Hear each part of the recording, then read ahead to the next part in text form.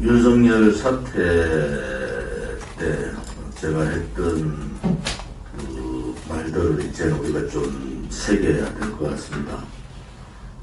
첫째는 문재인 좌파 독재 정권의 망나니에 불과하다, 부역자에 불과하다는 말과 동시에 권력 게이트, 문재인 부패 정권의 권력 게이트를 누가 조사할 거냐, 누가 수사할 거냐, 권력 게이트 수사는 끝났다, 이런 말씀을 드린 것 같아요. 그게 인식의 차이라는 겁니다.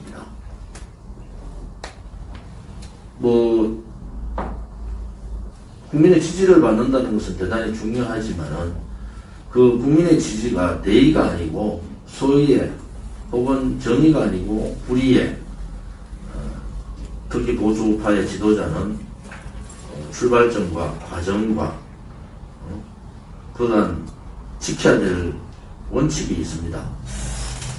그 원칙은 다 사회주의로 가는 좌파 독재 정권의 부역자를 하고 그들과 싸운다고, 그것도 싸움조차 제대로 된 싸움도 하지 않았어요.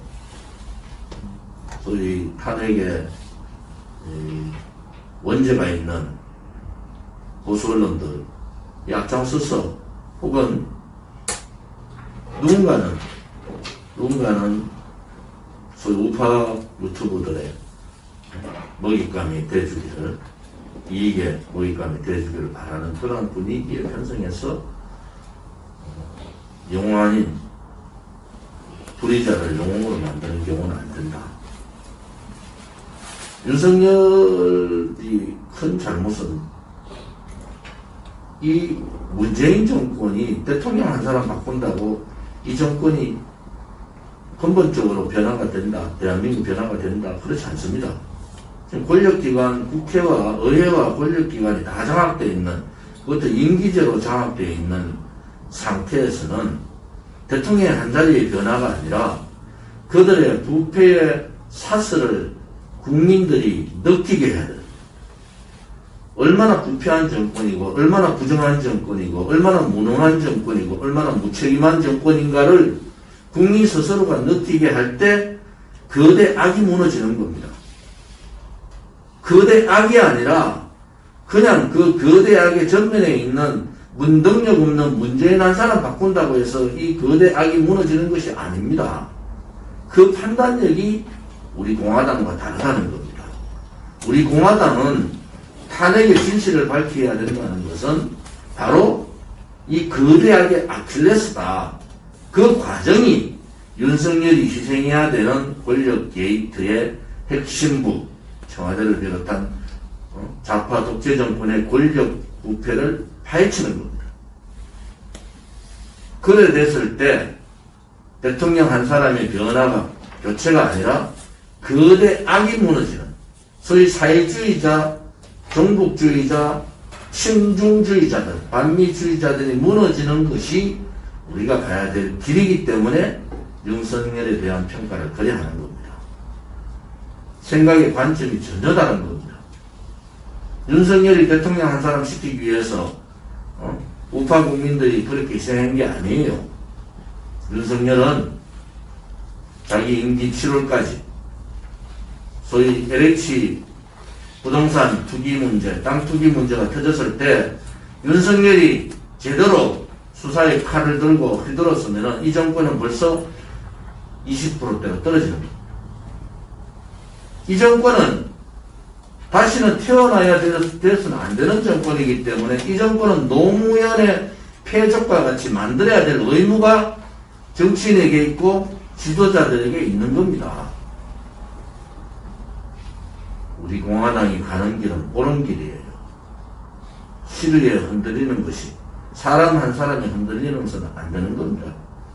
오늘 이수철 원장께서 말씀하셨지만은 그들은 이미 경제 부분은 80% 가까이 사회주의적으로 갔어요.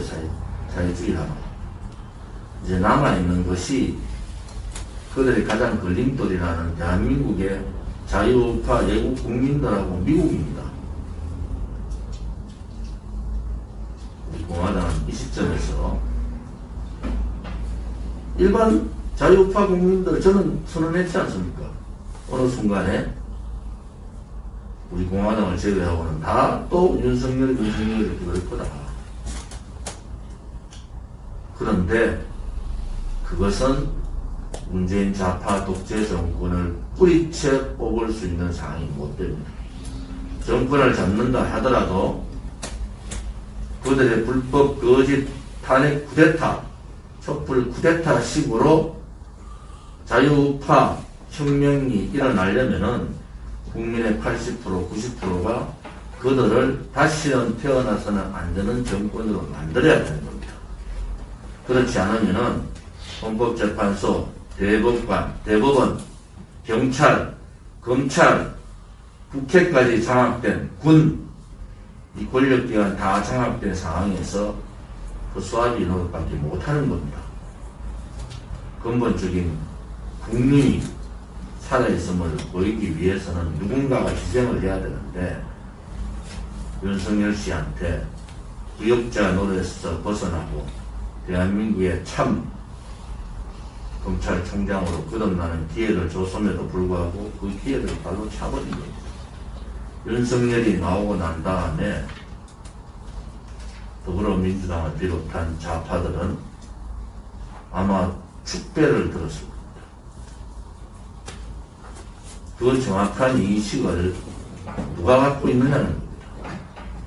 우리 공화당이 해야 될 일이 여기에 있는 겁니다.